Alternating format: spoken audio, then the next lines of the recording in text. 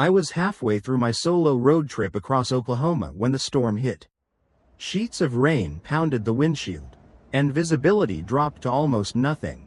I pulled off the highway and saw a dimly lit sign blinking through the downpour. Whisper Pines Motel. It was one of those roadside places you'd pass without a second glance. Just a row of single-floor rooms with flickering porch lights and peeling paint. I didn't care. I was tired. I just needed a place to crash until morning. The clerk was an old man with yellowed eyes and a voice like sandpaper.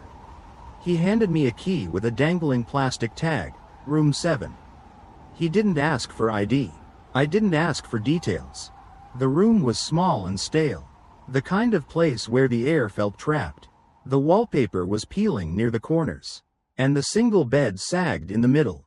The only window faced a narrow alley between my room and what looked like a closed-off storage wing. No lights outside, just darkness pressing against the glass.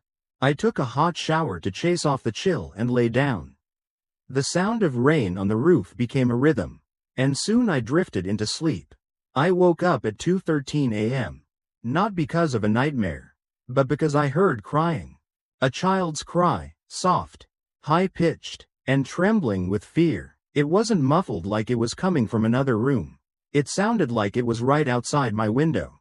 No, not outside. Next door. I sat up. My room didn't have any adjoining doors. Just a single wall on the right where the motel's old bathrooms had been converted into individual restrooms per room. The sound was coming from there, just on the other side of the wall. It rose and fell, wavering like the child was sobbing alone in the dark.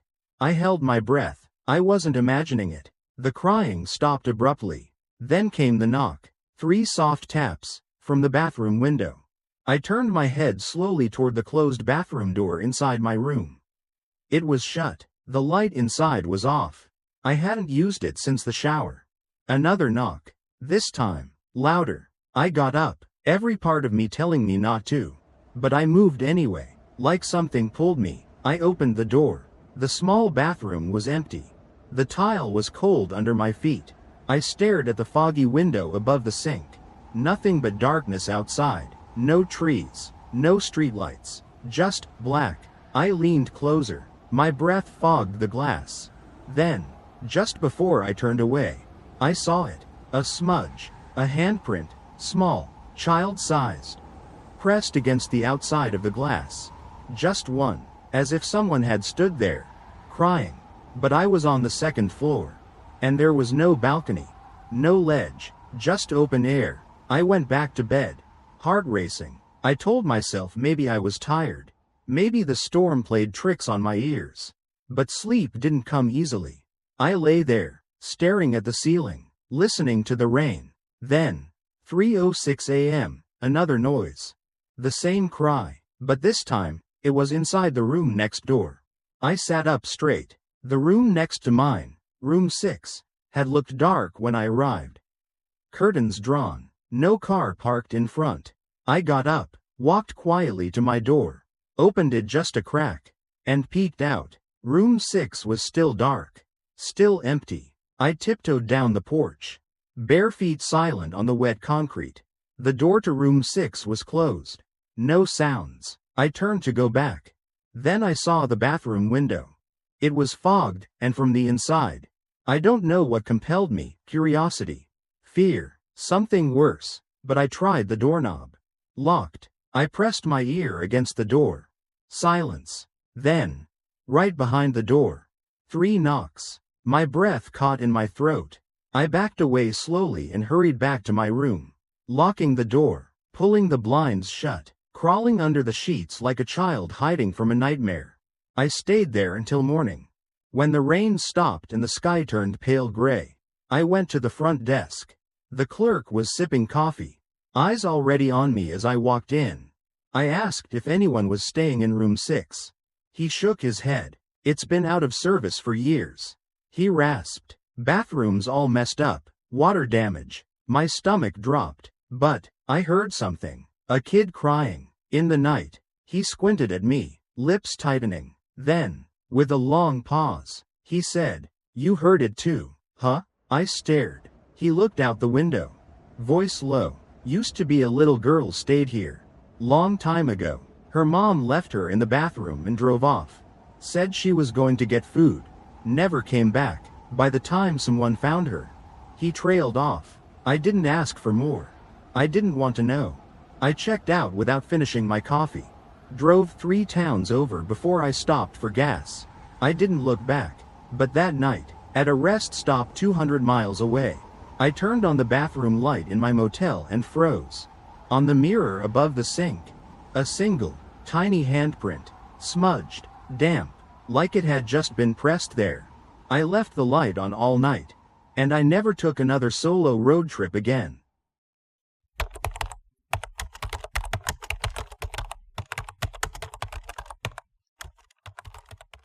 We adopted Lila in early spring, when the air still carried the last breath of winter and the days were just beginning to stretch.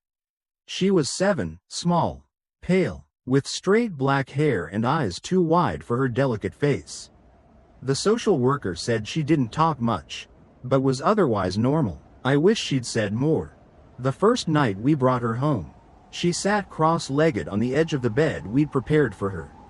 She didn't look around. She just stared, at the far left corner of the room. I asked if she wanted anything.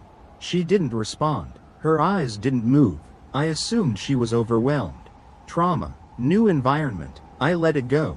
But at 3 a.m., I woke up to the faintest creak, our old floorboards speaking under someone's step. I sat up. Lila's bedroom door was open. Light from the hallway spilled onto the carpet. She was standing there. Not moving, not blinking, just watching us. I called her name softly. No reaction. Her eyes were unblinking, glassy, locked directly on me. It wasn't the gaze of a child. It was fixed, cold, unsettling in a way I couldn't name. My wife stirred beside me. I whispered that it was okay. Just Lila. She went back to sleep. I led Lila back to her room and tucked her in. Her gaze never left that same corner. Every night was the same. She never closed her eyes. Never blinked. Even in daylight, she stared longer than any child should be capable of. The whites of her eyes became reddened with time. But she didn't rub them. She didn't complain. I made an appointment with a pediatrician. Blood work, neurological scans, psychological evaluation. Everything came back normal. She probably just has a unique sleep pattern. The doctor said. Some children sleep with their eyes slightly open. But this wasn't slightly open. Her pupils barely moved. Her gaze had depth, direction, always toward corners. That same month, my wife said she started hearing things on the baby monitor we'd set up in Lila's room. Whispering, like dry leaves scraping against concrete. I laughed it off. Houses make noises. But when I listened one night, I heard it too. Whispers, low, rhythmic, almost conversational, but there was no second voice. Just Lila's faint breathing, and a hoarse, crackling murmur that never stopped. We confronted her. No response. Just eyes wide open, fingers gripping the edge of her blanket. That night, I sat outside her door and waited. Just to see. At 2:47 a.m., the whispering stopped. Then came a thud, soft, deliberate, like something heavy shifting its weight. I stood, pressed my ear to the door. Silence. Then, footsteps. Slow, barefoot, not hers. The gate was uneven, dragging. I opened the door. Lila was still in bed, sitting upright, staring at the corner. Her mouth was moving. No sound came out, but on the monitor in my hand, the whispering continued. I backed out of the room and didn't sleep that night. The worst came 2 nights later. At 3:11 a.m., I woke up gasping, heart hammering in my chest. I didn't know why, until I realized I couldn't move.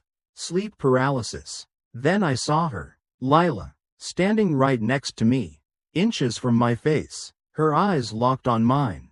I couldn't look away. Her pupils were dilated, her mouth was twitching like she wanted to speak but didn't remember how.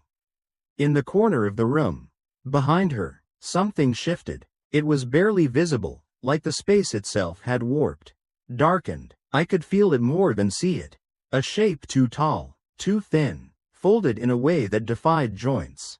Lila turned to it. Then, she whispered, "Not yet." I blacked out. When I woke, she was gone. I rushed to her room. Empty. No signs of struggle. No sound. Just the blanket, folded neatly at the foot of the bed, and her stuffed rabbit on the floor, its face turned toward the corner. We called the police, filed a report, posted photos, searched for days. Nothing. It's been 3 months. No sign of her. But the corners of the house feel heavier now. Like something still lingers. Shadows seem longer. The lights flicker more often. Last night, I woke up to a creak. And a whisper. Not yet. I turned slowly toward the foot of the bed. And saw 2 glassy eyes. Wide open. Watching me from the dark. Still unblinking. Still waiting.